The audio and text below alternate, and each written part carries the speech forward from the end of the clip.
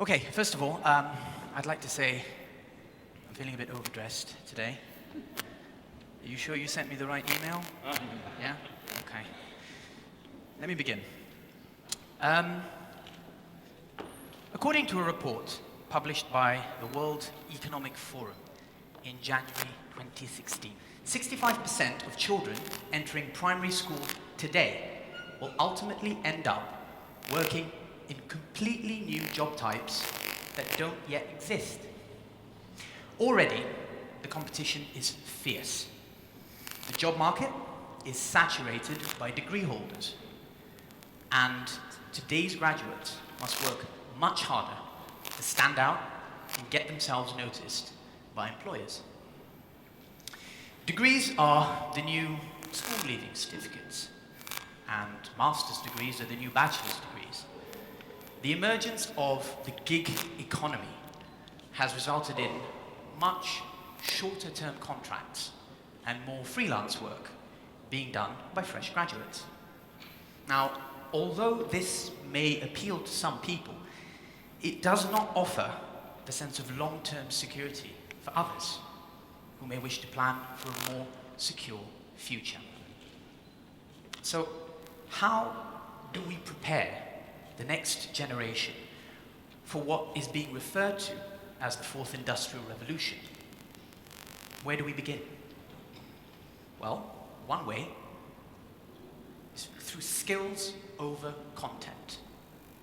It is clear that today's students need a new set of tools to prepare them for the future job market.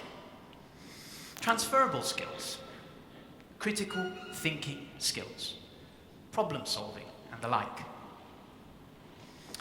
As an educator, I realized a long time ago that my role is no longer that of the bearer of knowledge. Students, they no longer wait until Monday morning to ask their teacher a question that occurred to them over the weekend.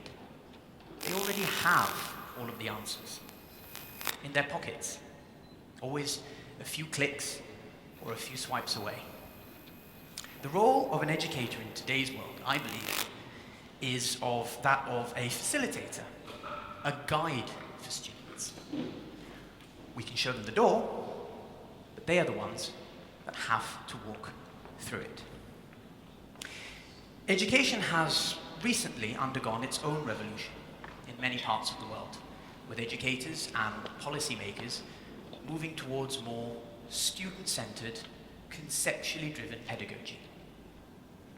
And yet, in many parts of the world and in many schools, an age-old problem still rears its ugly head. Truancy. In Malaysia, truancy is still very much a considerable issue, with reports of students preferring not to go to school because of bad experiences that they may have had at them. In 2015, a report was published in the British Journal of Education, Society and Behavioural Science by Dr. Zahari Ishak, no relation, and his colleague at the University of Malaya, drawing from a sample of 472 truants from Malaysian government schools. They aimed to investigate the relationship between students' attitudes towards school and factors such as family background, school environment. They found that the strongest correlations were between a teacher's teaching and a teacher's personality. Now, this isn't particularly surprising, as a teacher's personality will undoubtedly influence their teaching. However, when we couple this with the fact that there were also very strong positive correlations between the teacher's teaching and the student's attitudes towards school, and the teacher's personality and the student's attitude towards school, it is easy to make the connection. Teachers are the main driving force, attracting students to stay in school. The authors wrote, "The importance of teachers' personality is highlighted in this study, as it is related to the effectiveness of teachers' teaching. Teachers who possess a personality favored by students will be able to produce teaching and learning processes liked by the students and are able to interact effectively with them to make them stay in school." Now, when it comes to personality, there's not much that we can do. Personality is innate and unchangeable. However, when it comes to the way in which teachers teach, there is something that we can do. And it revolves around increasing student engagement.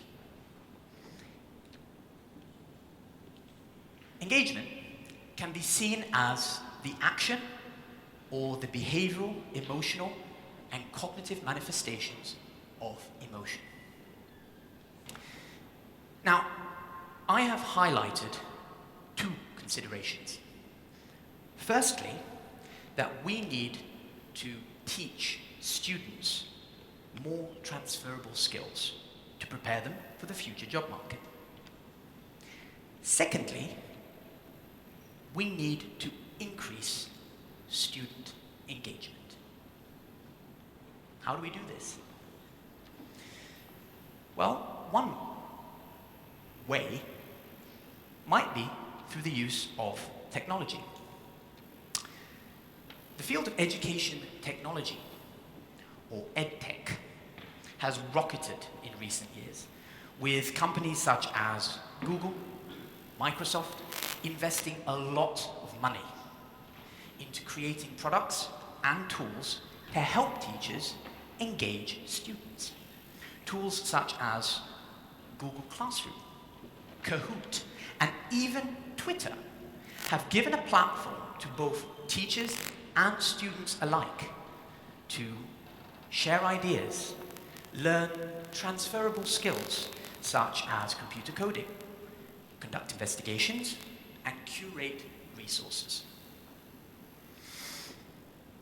As we prepare the next generation for the unknown, I personally believe that the most important thing that we can do as educators, more important than increasing student engagement, more important than teaching students transferable skills, is to rekindle their curiosity and encourage them to dream, and dream big. I will leave you with a quote that has always resonated with me when I think about nurturing the young minds of tomorrow. And it was used in an Apple commercial in the 1990s. And although many of you who know me well will find that particularly amusing, given my disdain for Apple and its products and its business model, in this respect, I share their ideals.